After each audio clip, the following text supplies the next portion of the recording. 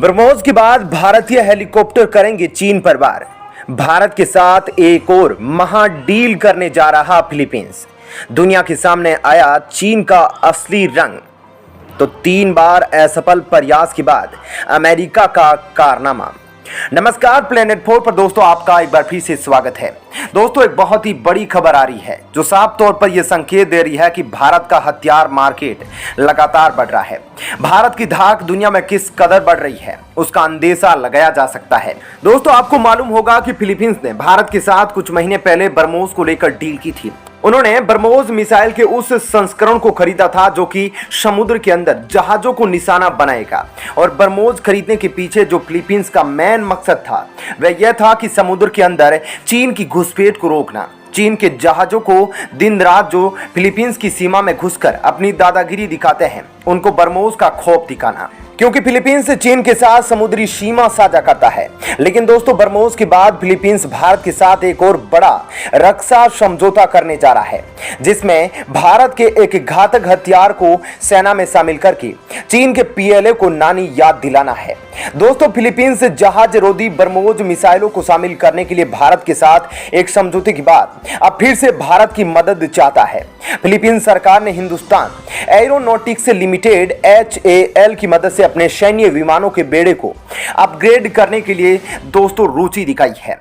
सूत्रों के मुताबिक दोस्तों हाल ने अप्रैल में Philippines aerospace development corporation PADC के साथ एक समझौते ज्ञापन पर हस्ताक्षर किए हैं जिसके तहत भारत के लाइट कॉम्बैट एयरक्राफ्ट यानी कि LCU light combat helicopter, advanced light helicopter और लाइट यूटिलिटी हेलीकॉप्टर का निर्यात कर सकता है।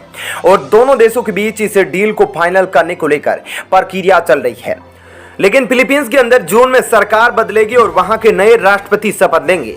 अब देखना यह होगा कि क्या वह चीन विरोधी होंगे या चीन की कठपुतली के रूप में काम करेंगे।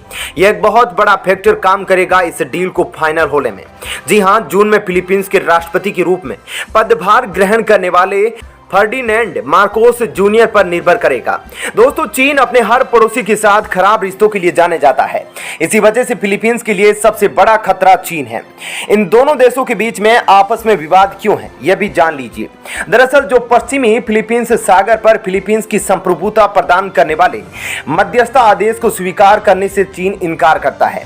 फिलीपींस पश्चिमी फिलीपींस सागर को अपना विशिष्ट आर्थिक क्षेत्र मानता है, लेकिन चीन चाहता है कि वह दक्षिणी चीन सागर के हिस्से के रूप में बना रहे जिस पर वह पूर्ण नियंत्रण का दावा करता है। मार्कोस जूनियर ने उनके लिए अपना टास्क कट आउट कर लिया है। उसे या तो पश्चिमी फिलीपींस सागर में अपने अधिकारों का दावा करने के लिए चीन के रुख का विरोध करना होगा या अपने ही देश के प्रतिशोध का सामना करना पड़ेगा। फिलीपींस की अधिकांश आबादी दक्षिणी चीन सागर क्षेत्र में चीन की धमकियों के खिलाफ है। बता दें कि अगर कोई एक हथियार जिससे चीन ज्यादा डरता है तो वह ब्रह्मोस सुपरसोनिक क्रूज मिसाइल है जिसे दुनिया में अपने वर्ग में सबसे घातक माना जाता है। चीन ने इसके खिलाफ तब भी आपत्ति जताई थी जब भारतीय वायुसेना के Su-30 MKI लड़ाकू विमान को लेकर ब्रह्मोस भारत और चीन के बीच वास्तविक नियंत्रण रेखा के करीब अरुणाचल प्रदेश में अपग्रेडेड एडवांस लैंडिंग ग्राउंड्स पर उतरी थी। वहीं मार्कोस जूनियर ने संकेत दिया था कि वे द्विपक्षीय बातचीत के माध्यम से चीन के साथ मुद्दों को हल करने की योजना बना रहे हैं।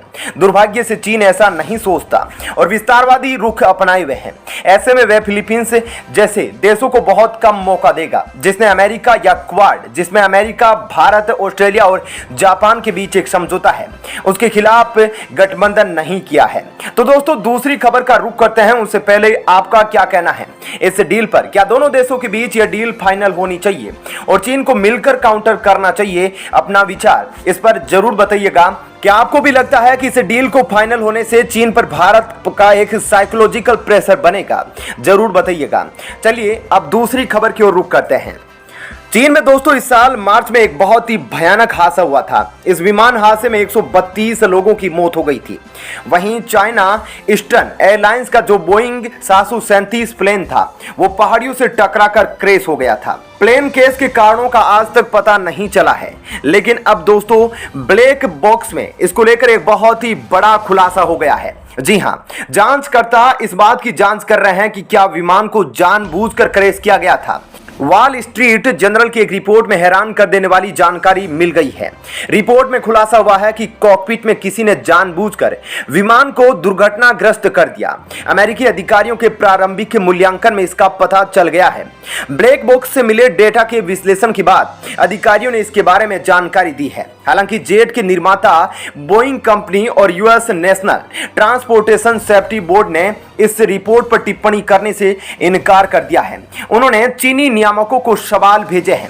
दोस्तों, आपको पता है कि चीन में इस विमान क्रैश के बाद बहुत ज्यादा बवाल मचा था और सरकार के खिलाफ लोग उतर गए थे और भारी से भारी जांच की मांग की थी। लेकिन दोस्तों, किस प्रकार से चीन के अंदर लोगों का कत्लेआम किया जा रहा है। एक तो उइगर मुसलमानों को बख्शा नहीं जा रहा है, ऊपर से मानवाधिकारों के साथ बिल्कुल खेला जा रहा है। खेल खेला जा रहा है। आपका क्या कहना है जरूर बताइएगा। अब अगली खबर का रुख करते हैं तो दोस्तों, अमेरिका की वायुसेना ने 3 बार के असफल प्रयासों के बाद पहली बार हाइपरसोनिक मिसाइल का सफल परीक्षण कर लिया है। अमेरिका की वायुसेना ने कहा कि उसने एक AGM-183A हाइपरसोनिक मिसाइल का सफल परीक्षण किया है। हवा में किए गए इस मिसाइल परीक्षण को अमेरिका ने B-52H स्ट्रेटोफोर्ट्रेस महाविनाशक बॉम्बर से अंजाम दिया। अमेरिकी वायुसेना ने इस मिसाइल टेस्ट को ऐसे समय पर दोस्तों अंजाम दिया है जब यूक्रेन रूस में हाइपरसोनिक मिसाइलें दागकर दुनिया को दहशत में डाल दिया है। अमेरिका को यह सफलता ऐसे समय में मिली है जब उसके पिछले 3 परीक्षण असफल हो गए थे और इस पूरे कार्यक्रम में भविष्य पर सवालिया निशान उड़ने लगे थे अमेरिका पर। अमेरिकी वायुसेना ने बताया कि इस परीक्षण को 14 मई को अंजाम दिया गया है। वायुसेना ने बताया कि इस परीक्षण को दक्षिणी कैलिफोर्निया के तट पर प्रशांत महासागर के ऊपर अंजाम दिया गया। परीक्षण के दौरान मिसाइल ने हाइपरसोनिक स्पीड हासिल की। अमेरिकी वायुसेना ने इस परीक्षण के बारे में और ज्यादा जानकारी नहीं दी है, लेकिन दोस्तों, अमेरिका के द्वारा हाइपरसोनिक मिसाइल के सफल टेस्ट ने अब रूस और चीन के लिए खतरे की घंटी बजा दी है, क्योंकि अमेरिका अब वो ब्रह्मास्त्र हासिल कर चुका है जो चीन और रूस के पास होने का दावा किया जा रहा है। आपको पता है कि हाइपरसोनिक मिसाइलों की स्पीड इतनी ज्यादा होती है कि दुनिया की कोई भी एयर डिफेंस सिस्टम इसे रोक नहीं सकता।